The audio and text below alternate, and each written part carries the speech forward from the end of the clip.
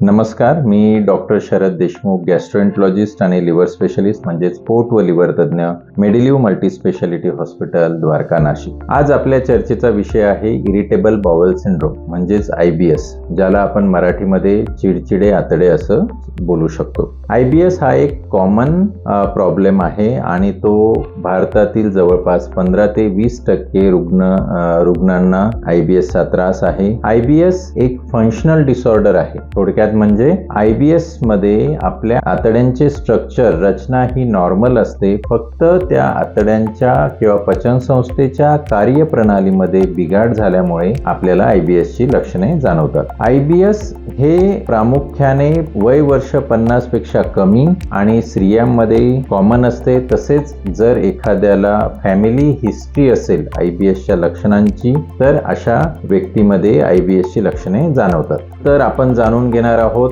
IBS ची लक्षणे काय असतात, IBS चे प्रकार काय असतात, त्यामागील कारणं काय आहेत आणि IBS च्या रुग्णांमध्ये आम्ही काय चाचण्या करतो आणि त्याच्या पुढील उपचाराबद्दल आणि समज आणि गैरसमजबद्दल. IBS ची प्रमुख लक्षणं म्हणजे जर एखाद्या व्यक्तीला 3 महिने किंवा दीर्घकाल जर वारंवार खालील लक्षणं असतील तर त्याला IBS असू शकतो. या लक्षणांमध्ये प्रामुख्याने पोटात त्रास होणे, पोट दुखणे आणि हे पोट दुखणे जे आहे ते शौचाला गेल्यानंतर कमी होते किंवा पोट दुखणे बंद होते. याबरोबरच वारंवार शौचास जावे लागणे, शौचास पातळ होणे, ज्याला आपण डायरिया असं म्हणतो. या व्यतिरिक्त शौचास साफ न होणे किंवा शौचास कडक होणे किंवा अधूनमधून शौचास पातळ होणे किंवा शौचास साफ न होणे यासारखी लक्षणं IBS च्या पेशंटमध्ये असतात. तसेच पोट फुगणे आणि पोटामध्ये गॅस झाल्यासारखे वाटणे,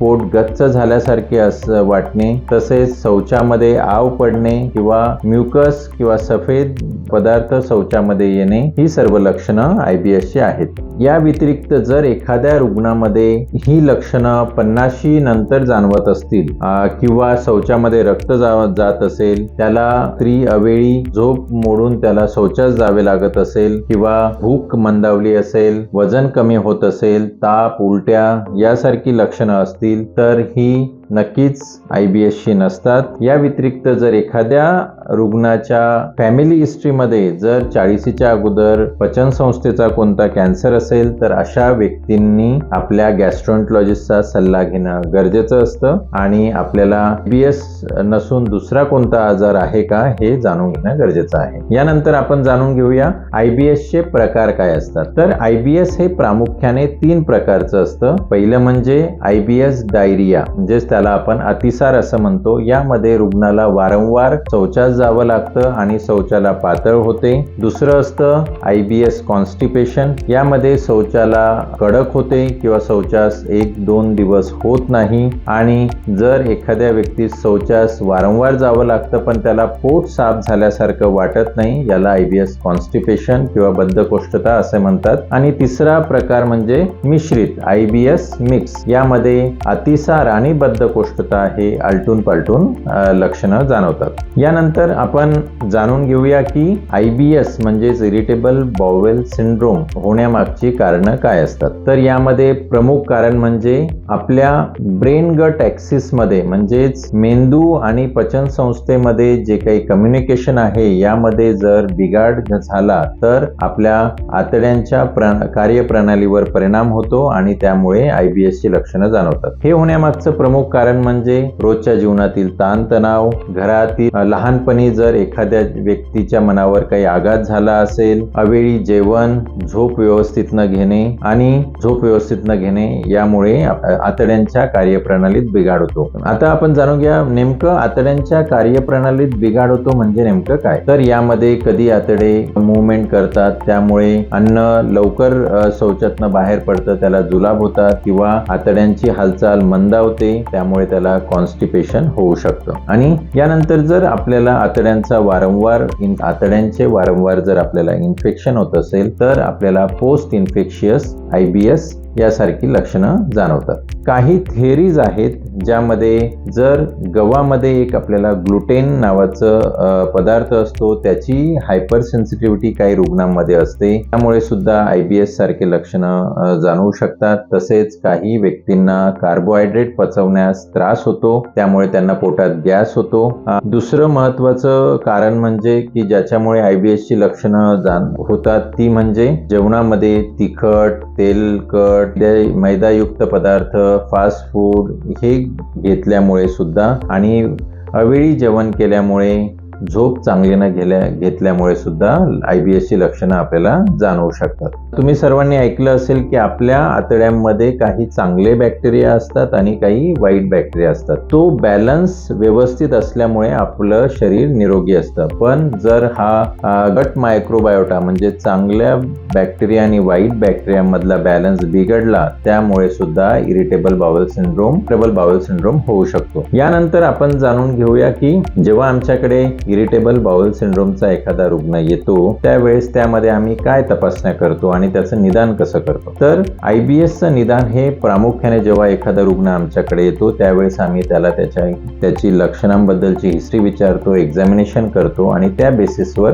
IBSचं निदान होतं. पण IBSच्या लक्षणांच्या तीव्रतेनुसार आम्ही त्या रुग्णांमध्ये काही तपासण्या करतो जेणेकरून त्याचं निदान योग्य व्हावं. त्यामध्ये काही रक्ताच्या तपासण्या असतात. त्या रक्ताच्या तपासण्यांमध्ये कंप्लीट ब्लड काउंट म्हणजे CBC, ESR, thyroid function test, sugar यासारख्या रक्ताच्या तपासण्या, स्टूल रुटीन मायक्रोस्कोपी आणि काही रुग्णांमध्ये मी कोलोनोस्कोपी म्हणजे मोठ्या आतड्यांची दुर्बिणीची तपासणी करण्यासाठी सांगतो. तर जर एखाद्याला IBS ची लक्षणं असतील पण त्याबरोबरच जर त्याला शौचातनं रक्त जात असेल, त्याची भूक मंदावली असेल, वजन कमी होत असेल किंवा रात्री अवेळी शौचाला जावं लागत असेल आणि घरामध्ये जर त्याला फॅमिली हिस्ट्री असेल पचन संस्थेच्या कॅन्सरची, तर अशा रुग्णांनी नक्कीच ही जस्ट IBS ची लक्षणं नाहीत आणि ती दुसरं काही या लक्षणांमागील कारण दुसरं काही असू शकतं. यासाठी आपल्या गॅस्ट्रोएंटरॉलॉजिस्टचा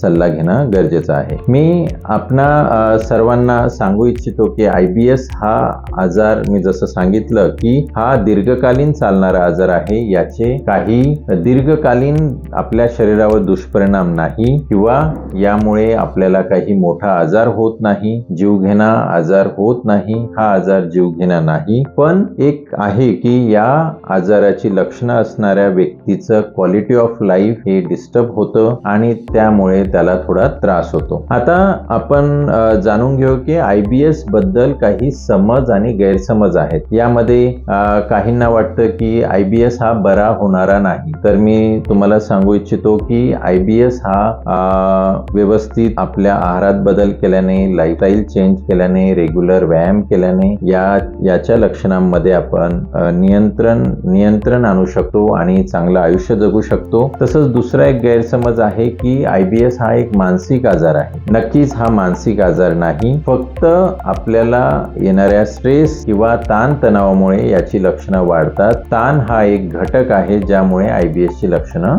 जाणवतात. नंतर तिसरा गैरसमज आहे की IBS असणाऱ्या रुग्णांना पचन संस्थेचा कॅन्सर होतो. तर नक्कीच मी जसं सांगितलं IBS मध्ये IBSच्या रुग्णांना पचन संस्थेचा कॅन्सर होण्याचे चान्सेस हे वाढलेले नसतात. तर मित्रांनो, हे झालं IBS बद्दल. आपण पुढील व्हिडिओमध्ये IBSच्या उपचाराबद्दल जाणून घेऊया. तसेच IBSच्या रुग्णांनी त्यांच्या आहारामध्ये काय बदल करायला हवे, त्यांनी काय काळजी घ्यायला हवी, त्यांनी त्यांच्या लाईफस्टाईल मध्ये काय बदल करायला हवे याबद्दल जाणून घेणार आहोत. तर जर IBS बद्दल अजून काही शंका असतील तर आपण मला medilivhospital@gmail.com इथे ईमेल करू शकता किंवा 8080883074 या नंबरवर तुम्ही मला व्हॉट्सअप करू शकता. जर आपल्याला हा व्हिडिओ आवडला असेल तर नक्कीच आमच्या चॅनलला सबस्क्राईब करा आणि हा व्हिडिओ आपल्या मित्रांबरोबर शेअर करा. स्वतःची काळजी घ्या आणि आपल्या पोट आणि लिव्हरच्या आजारांविषयी किंवा आपल्या हेल्थ विषयी नवीन अपडेट जाणून घेण्यासाठी नक्कीच आमच्या चॅनलला सबस्क्राईब करा. धन्यवाद.